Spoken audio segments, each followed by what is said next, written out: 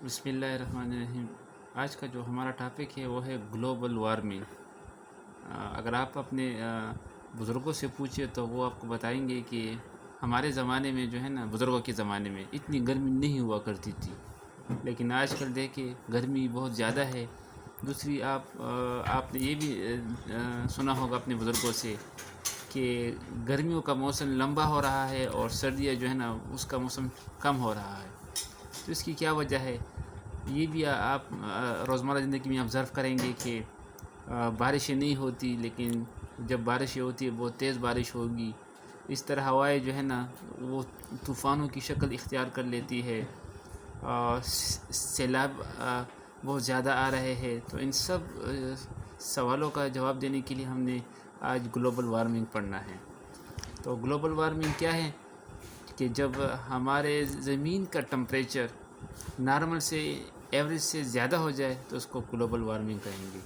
Global warming is the increase in the average temperature of the earth surface, یعنی earth surface میں ہم نے بہت لینڈ زمین کا بھی دیکھنا ہے، اور زمین میں جو پانی ہے اس کا ٹمپریچر بھی جب ایوریج سے زیادہ ہو جائے، اور اسی طرح as well as its atmosphere, جب ہوا کا ٹمپریچر بھی زیادہ ہو جائے تو زمین، پانی اور ہوا کا ٹمپریچر جب ایوریج سے زیادہ ہو جائے تو اس کو گلوبل وارمنگ کہتے ہیں۔ یہ ہوتا کیوں ہے؟ اس کی وجوہات کیا ہے؟ تو causes of global warming. Global warming is caused by increasing the concentration of green house gases.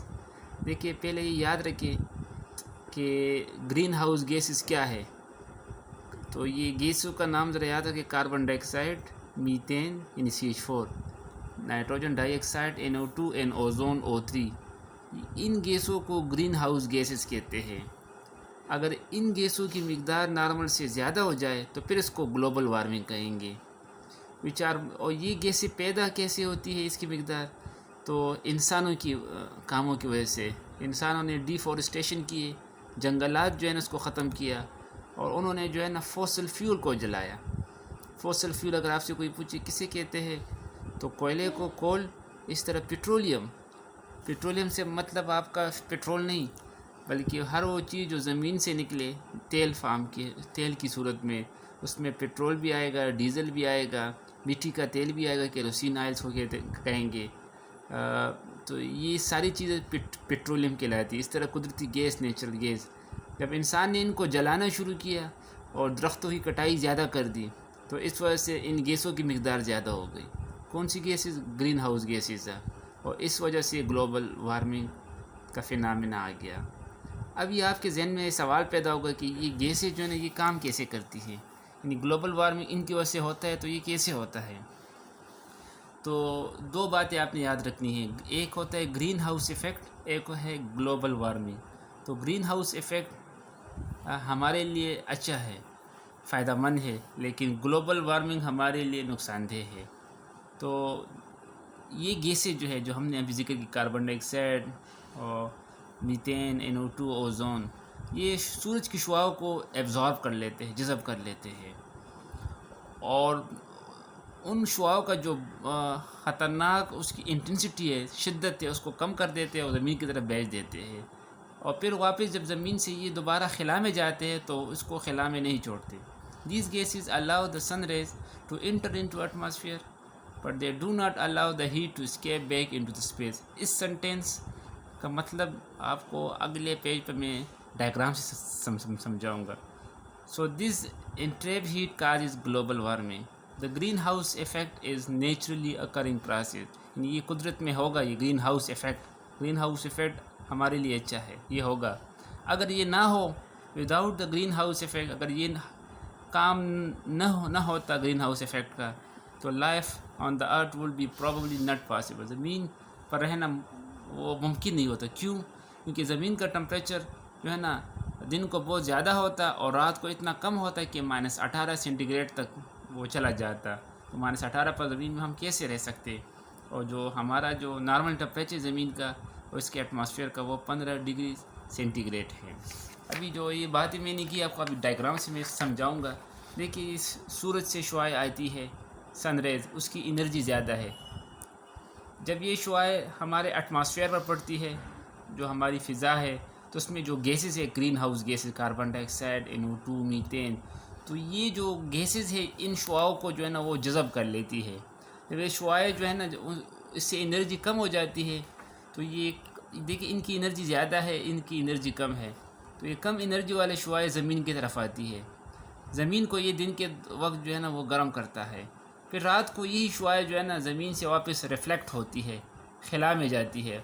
لیکن جو ایٹماسفیئر ہے یہ گیسز دوبارہ اس کو زمین کی طرف جو ہے نا وہ پھینک دیتے ہیں. دیکھیے سن سے ریز گرین ہاؤس ایفیکٹ جو ہے نا گرین ہاؤس گیسز کو ایبزارب کر لیتے ہیں اور پھر یہ اس کی شدت کو کم کر کے زمین کی طرف بھیجتے ہیں.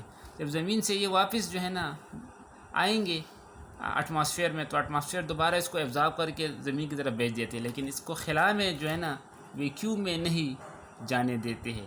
اگر ایسا نہ ہوتا ڈائریکٹ یہ گیسیں زمین کی طرف آتی، ان ایٹماسفیئر اس کو فلٹر نہ کرتا تو پھر جو ہے نا دن کے وقت بہت زیادہ زمین گرم ہو جاتا، اور رات کے وقت یہ ساری جو ہے نا یہ انرجی جو ہیٹ ہے یہ آپ کے پاس ہیٹ ہے اصل میں، تو یہ سارا ہیٹ جو ہے نا یہ زمین سے جو ہے نا باہر ویکیوم میں چلا جاتا تو یہاں کی جگہ جو ہے نا وہ ٹھنڈی ہو جاتی.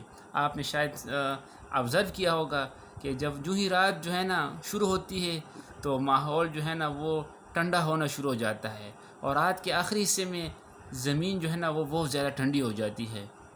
تو یہ گرین ہاؤس گیسز جو ہے نا اگر ان کی مقدار نارمل سے زیادہ ہو جائے تو یہ زیادہ ہیٹ کو پھر زمین کی طرف وہ بھیجے گا، جس سے زمین کا ٹمپریچر جو ہے نا وہ زیادہ ہو جائے گا. اگر ان کی مقدار نارمل میں ہے تو اس کو گرین ہاؤس ایفیکٹ کہتے ہیں، لیکن اگر یہ گیسیں زیادہ ہو جائے تو پھر یہ گلوبل وارمنگ. چلے گلوبل وارمنگ اگر ہو جائے تو کیا ہوگا؟ تو آسان سی بات ہے کہ زمین کا ٹمپریچر زیادہ ہو جائے گا، تو یہ خطرناک زمین کے لیے بھی خطرناک ہے، اس کے ماحول کے لیے بھی خطرناک ہے، اس کے موسم کے لیے بھی خطرناک ہے. تو پہلے اس کا اثر جو ہے نا وہ کہلائے گا ڈیزرٹیفیکیشن.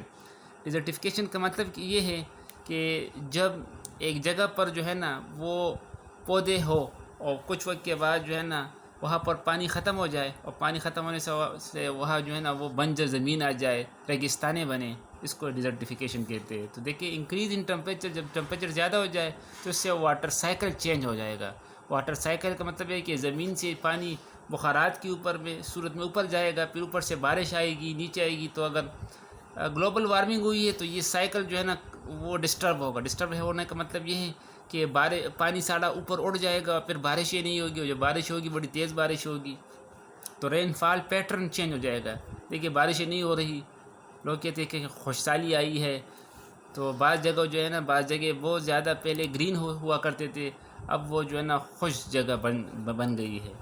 اس طرح انکریز ملٹنگ آف سنو اینڈ آئس، جو ہمارے گلیشیئرز ہیں گلیشیئرز وہ آہستہ آہستہ جو ہے نا وہ پگھلنا شروع ہو گئے ہیں. اس طرح جن پہاڑوں پر برف ہوتی ہے وہ برف جو ہے نا وہ میلٹ ہونا شروع ہو گیا، پگھلنا شروع ہو گئی، کیونکہ ٹمپریچر زیادہ ہو گیا ہے. جب وہ برف پگھلیں گے تو اس سے پانی بنے گا، پانی جو ہے نا دریاؤں میں آئے گا، سمندروں میں آئے گا، تو سمندروں میں پانی کی مقدار نارمل سے زیادہ ہو جائے گی. جب زیادہ ہو جائے گی تو اس کو کہتے ہیں سی لیول رائز. سمندر جو ہے نا اس سے پانی جو ہے نا اس کا لمٹ باہر ہو جائے گا. جب سمندر میں پانی زیادہ ہوگا تو اس سے پھر لہریں آئے گی، اور اس سے پھر سیلاب آئے گا، فلڈ آئے گا. اسی طرح اسٹرام اینڈ سائیکلون. دیکھیے جب گلوبل وارمنگ ہوگا تو ٹمپریچر زیادہ ہوگا، جب ٹمپریچر زیادہ ہوگا تو اس سے پھر آندھی اور طوفانیں آئے گی، بہت زیادہ شدید طوفان آئیں گے. اور اس طرح جو ایواپوریشن آف واٹر، جب ٹمپریچر زیادہ ہو جائے تو زمین سے پانی جو ہے نا وہ ایواپوریٹ ہو جائے گا. ایواپوریٹ کا مطلب ہے کہ زمین سے پانی بخارات کی صورت میں اوپر چلا جائے گا، بادل بن جائیں گے، اور زمین پر جو ہے نا پانی ختم ہو جائے گا. جب پانی زمین پر نہیں ہوگا تو خشکی آئے گی. اس طرح جو بادل اوپر گئے ہیں تو بارشیں نہیں ہوگی، لیکن جب ہوگی بڑی تیز بارش ہوگی، ان تیز بارشوں سے جو ہے نا سیلاب آئیں گے. ان تیز بارشوں سے ساری زمین کی جو زرخیز مٹی ہے وہ ختم ہو جائے گی. اسی طرح جو ہے نا پودے جو ہے نا وہ ڈرائی ہو جائیں گے، خشک ہو جائیں گے. کیوں؟ کیونکہ پودوں سے بھی پسینہ نکلتا ہے. جس طرح ہمارے جسم سے پسینہ نکلتا ہے تو اس طرح پودوں سے بھی پسینہ نکلتا ہے، اس کو ٹرانسپائریشن کہتے ہیں. تو جب گلوبل وارمنگ ہوگی ٹمپریچر زیادہ ہوگا، گرمی زیادہ ہوگی. اسی طرح جو ہے نا گرمی زیادہ ہونے سے پودوں سے پانی سارا نکل جائے گا تو پودے جو ہے نا وہ خشک ہو جائیں گے. تو یہ ساری چیزیں جو ہے نا گلوبل وارمنگ کے بارے میں تھی.